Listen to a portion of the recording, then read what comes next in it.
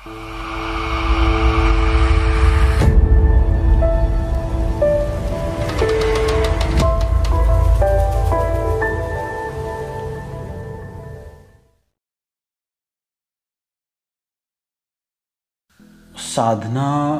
जैसे मैंने बताया कि साधक स्वयं को साधता है, तैयार कर रहा होता है उसको उतारने के लिए, उसमें प्रवेश के लिए। इसलिए साधक के लिए साधना आवश्यक है। तो साधना में हठ क्यों जरूरी है? जैसे मैंने बताया, मन आपको बैठने नहीं देगा।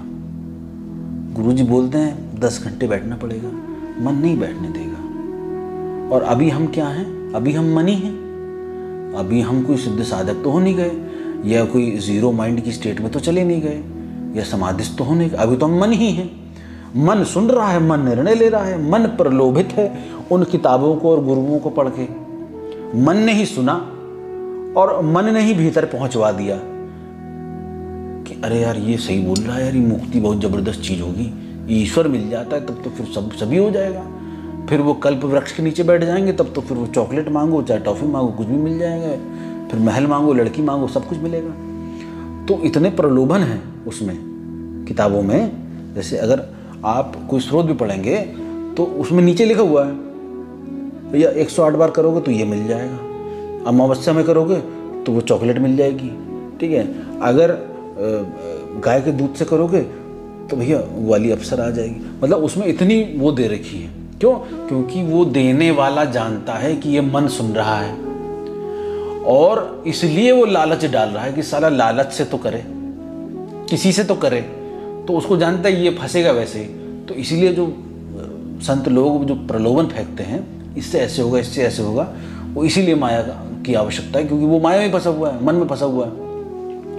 तो जब साधक का मन ही फंसा हुआ है सारी चीज़ों में, लेकिन मन की एक प्रॉब्लम है, अभी उसको क्या चाहिए? सत्य चाहिए, अभी ईश्वर चाहिए, अभी कैवल्य चाहिए, ठीक है। अभी क्या है? बुद्धत्व चाहिए। अभी उसको पेड़ के नीचे बैठने का है, बरगद के नीचे बढ़िया चोगा पहनने का है, भस्म वसम लगाने का है, तिलक विलक, बहुत बढ़िया मज़ा आता है देखने में, ठीक है, माला वाला डालने का।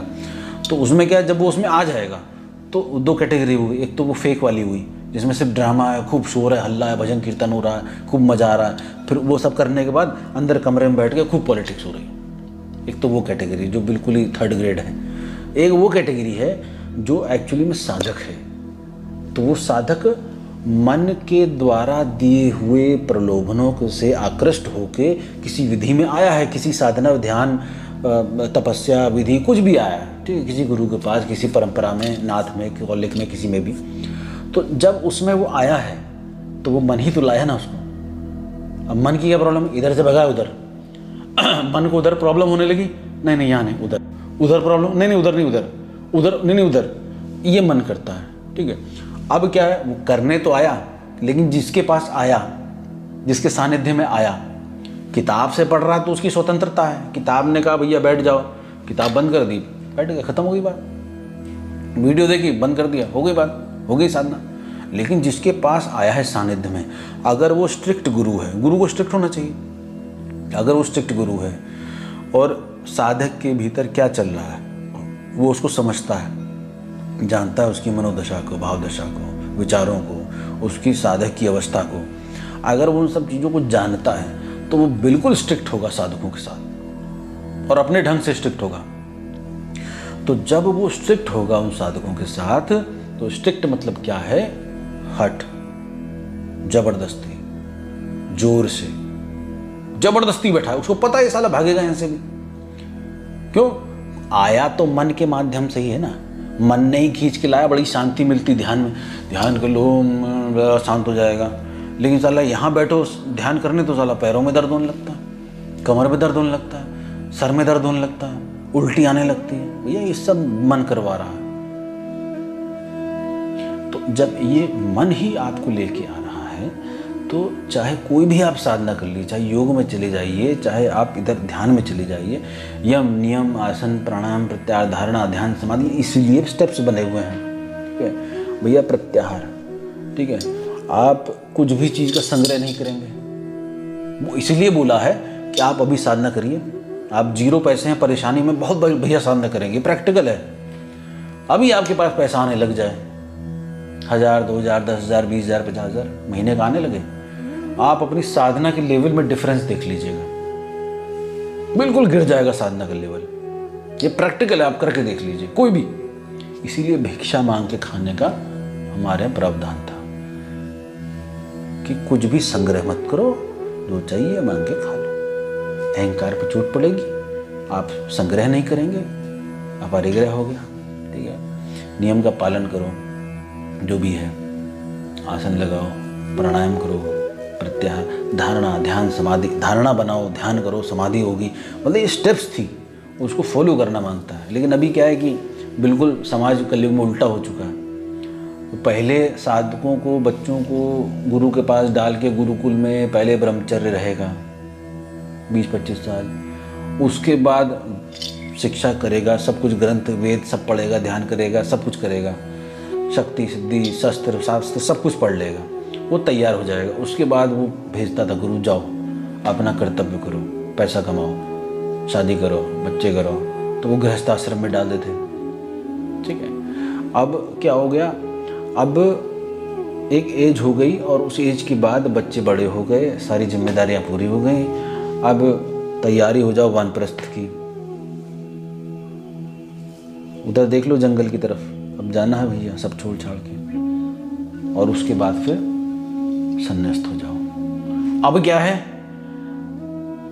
लड़का जो गृहस्थ में था, जो स्त्री पुरुष गृहस्थ में थे, वो बचपन से ही गृहस्थ में आ जाते हैं। मूवी देख के, समाज में देख के, वो बचपन से ही उनको सेक्स करने का चाहिए।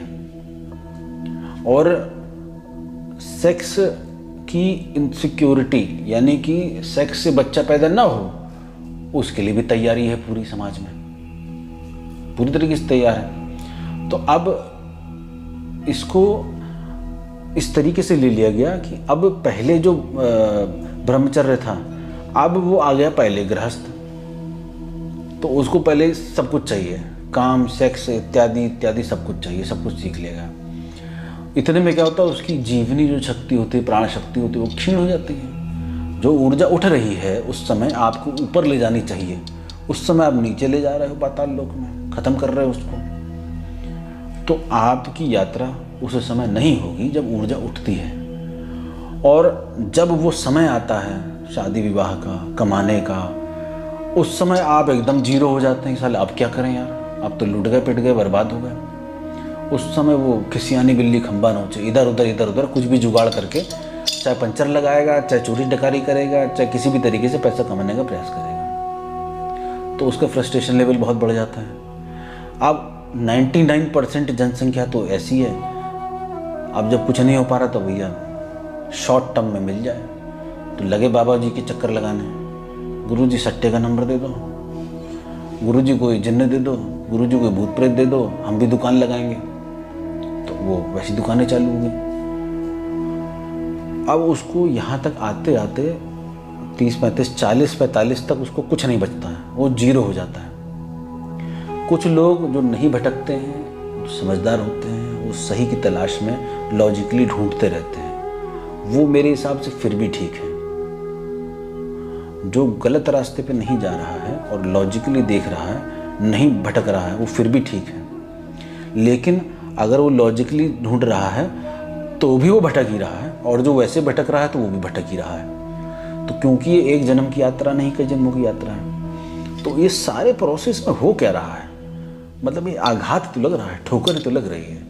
तो आप बिना हट के कोई साधना कर ही नहीं सकते हैं। आराम में कोई साधना नहीं होती। आराम में साधना होती तो बुद्ध महाराज नहीं जाते अपने तुरंत बच्चे को छोड़ के, बीवी को नहीं छोड़ के जाते, राजमहल छोड़ के नहीं जाते। हर किसी को जाना ही पड़ता है अपने साथ, स्वयं के साथ खोज करने के लिए। एकांत उसको मांगता ही मांगता है, जहाँ वो खुद बैठ के देख सके कि एक्चुअली मेरा शरीर क्या है, मेरे अंदर क्या हो रहा है, मेरे अंदर जो शक्ति उठ रही है वो कहाँ स्पंदन कर रही है। इतनी भीड़ में कहीं कौन देखता है, नहीं देखता है। मैंने एक प्रयोग कराया पिछली बार, साधकों को ले गया, मैंने कहा उल्टा चलो, और उसका लाइव भी डाला मैंने। और मैंने पूछा भी, मैंने आप लोगों की व्यस्त दिनचर्या में आप लोग बचपन में करा करते रहे होंगे, आप लोग जो बड़े हो गए, कितने लोग उल्टा चल के देख रहे हैं? कोई नहीं देख, किसी का आते ही नहीं उल्टा चले। पहली बात तो रोड नहीं बचे, पार्क नहीं बचे, कुछ नहीं बचा, कोई जगह नहीं बची जहाँ उल्टा चलोगे ठोक देगी गाड़ी। तो वो आपने उल्टा चल के 10 किलोमीटर कभी देखा? सीधे देख के उल्टा चलो, कैसा फील आ रहा है, वो क्या चीज़ बदल रही है अंदर। तो वो चीज़ें अलग अलग गुरु ही करा सकता है अपने सानिध्य में। क्यों? क्योंकि इन सब चीज़ों के खतरे बहुत हैं। कोई भी ध्यान विधि कर लीजिए, कोई एक ऐसा स्तर आएगा, कहीं हो सकता पागलपन आ जाए, आप समझ ही नहीं पाएंगे क्या हो रहा है। शक्ति उग्र हो गई, आपने गाली देना शुरू कर दिया। तो आपको गुरु के द्वारा एक किसी एक पद्धति में डालना बहुत जरूरी है। क्यों? क्योंकि अगर वो नहीं डलेगा तो वो अपने मन की चलाएगा। अगर उसको बोला कि भाई आज से तुम उपवास रखो, किसी गुरु ने बोला आज से तुम्हें उपवास रखना है, भाई खाना खाना नेचुरल है, उपवास रखना हट हो गया, ठीक? तो अब उसका तो मन है ना, तो अगर उसने सरेंडर नहीं किया है तो वो अपना चलाएगा ही चलाएगा। और जिसने कंप्लीट सरेंडर कर दिया गुरु को, तो उसके अंदर वो थॉट ही नहीं आएगा, भले ही भूखा मर जाए, लेकिन उसके अंदर वो थॉट ही नहीं आएगा कि मैं यार छोड़ता हूँ, भागता हूँ, चल पहले खाना खा लेता हूँ चुपके से बाहर जाके, पता ही चलेगा। तो वो हट बहुत ज़रूरी है, उसकी निगाह बहुत ज़रूरी है गुरु की। और साधक को अपने साथ भी हट करना चाहिए, क्योंकि वो है कुछ और, लेकिन भगा उसका मन रहा है। अभी मेरे साधक मेरे को बताते हैं, गुरुजी आपने बोला लेकिन मेरे को जो है मन उधर भाग रहा है।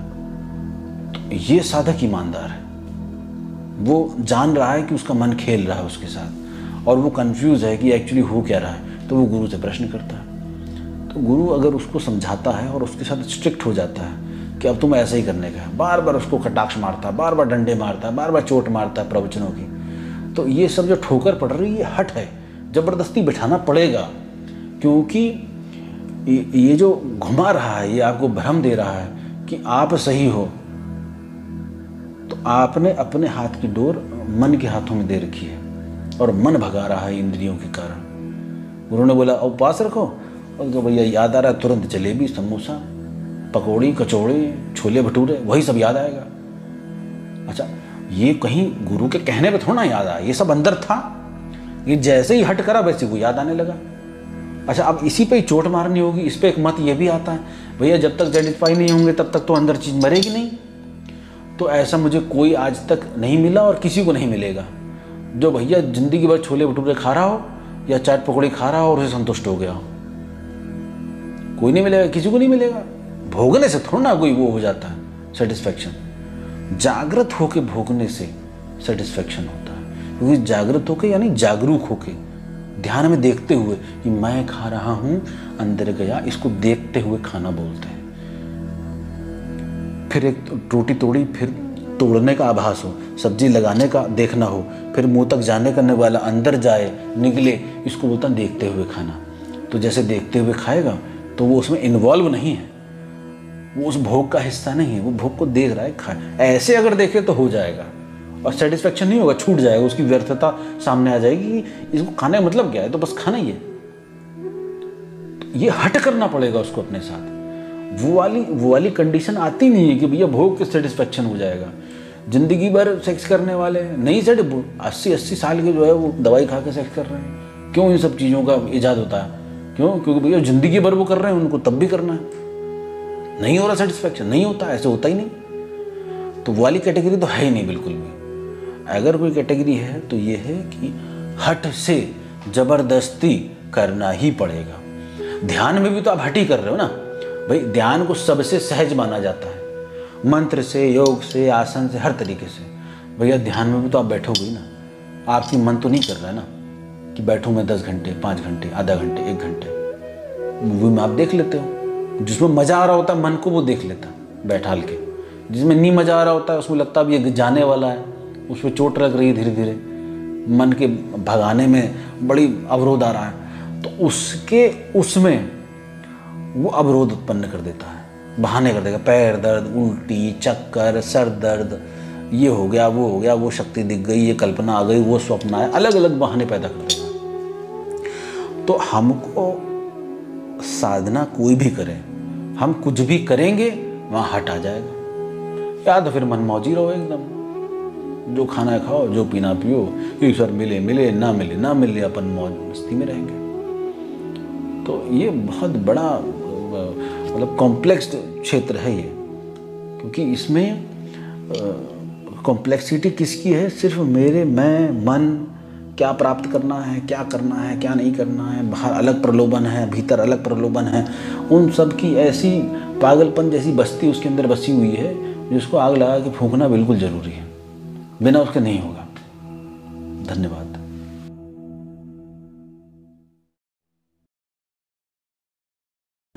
उन सब की ऐसी पागलपन जैसी बस्ती उसके अंदर बसी हुई है, जिसको आग लगा के फूंकना बिल्कुल ज़रूरी है, बिना उसके नहीं होगा।